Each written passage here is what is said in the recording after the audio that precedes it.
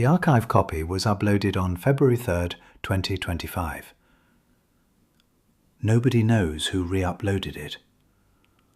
The original stream went live on October 14th, 2019 at 9:13 p.m. Central Time.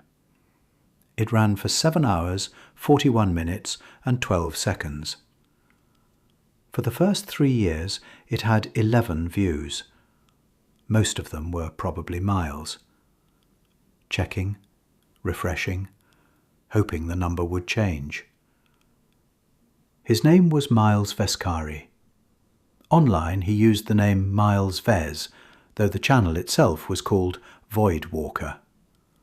Fewer than 50 subscribers, 19 uploads. Mostly parking garages, closed malls, utility corridors and abandoned office buildings filmed after midnight. His highest performing video before Belcroft was an abandoned Joliet shopping centre walkthrough. 214 views, 3 comments. One of them was a bot advertising cryptocurrency. Belcroft Centre was a 22-storey mixed-use commercial tower on the north side of Chicago. Offices above, retail below, parking underneath. By 2019, half the floors were vacant. The food court had closed, the escalators were chained off.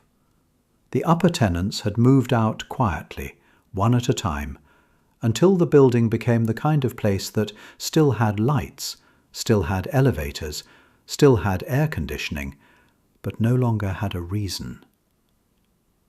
Miles titled the stream simply Belcroft Centre Elevator Game. No thumbnail, no tags, no scheduled announcement, no cross-post.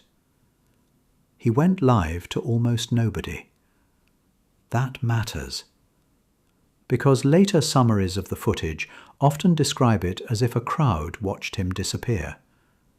They did not. There was no crowd. There was barely an audience at all. When the important moments happened, the chat was mostly empty, which means nobody told him to stop. Nobody called for help.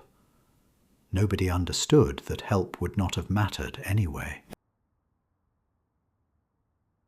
The stream opens in the parking garage beneath Belcroft Centre. Concrete pillars, painted arrows, a flickering exit sign buzzing over a locked stairwell door. The phone is balanced on a cheap tabletop tripod. Miles steps into frame, checks the angle, steps back out, then reappears holding an energy drink. The first sequence proceeds normally. Basement to 4, 4 to 2, 2 to 6.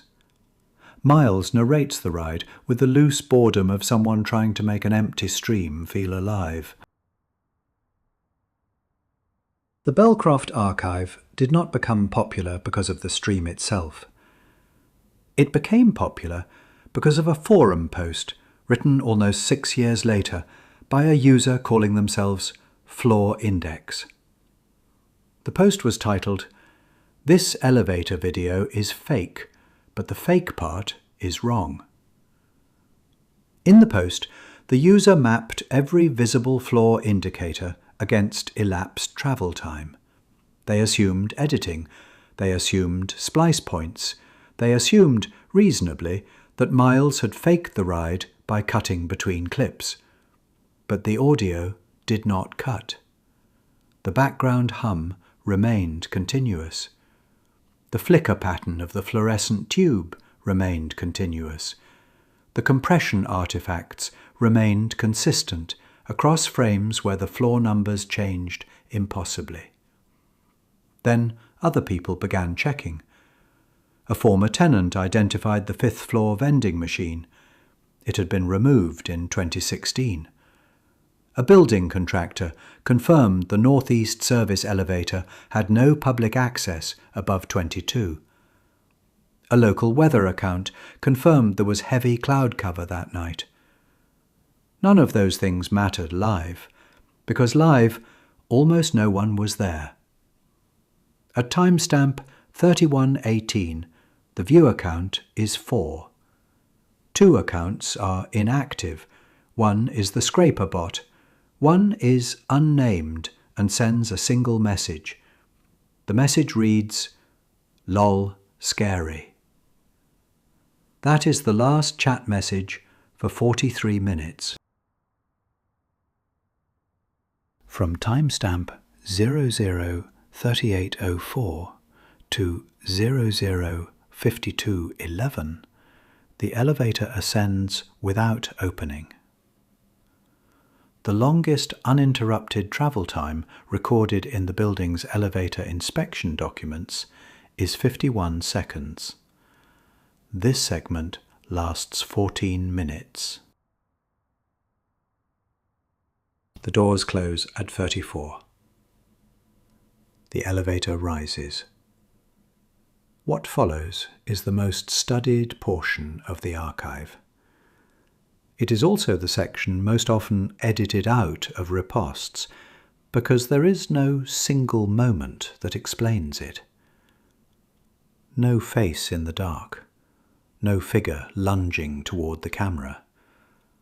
Just a machine continuing upward after it has left the world that built it. The first physical failure appears at timestamp 1:04:33. A screw rolls across the floor. Miles notices it. The camera follows it as it vibrates against the corner of the cab. The phone falls at timestamp 01:11:03. It does not fall far, less than 3 feet. But after that, the stream changes completely. Until then, Miles has been filming the event. After the fall, the event films him.